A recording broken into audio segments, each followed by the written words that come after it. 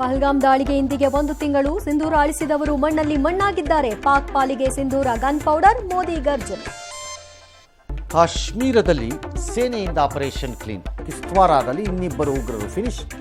ಭಾರತ ಸ್ವತಂತ್ರ ರಾಷ್ಟ್ರ. ಜೈಶಂಕರ್ ತಿರುಗೇಟು. ರಾಮನಗರ ಜಿಲ್ಲೆ ಹೆಸರು ಇವತ್ತಿಂದ ಬದಲು. ಬೆಂಗಳೂರು ದಕ್ಷಿಣ ಜಿಲ್ಲೆಯಾಗಿ ಮತ್ತೆ ಘೋಷಣೆ. ಸುರಂಗ ರಸ್ತೆಗೆ 17,780 ಕೋಟಿ ವೆಚ್ಚ.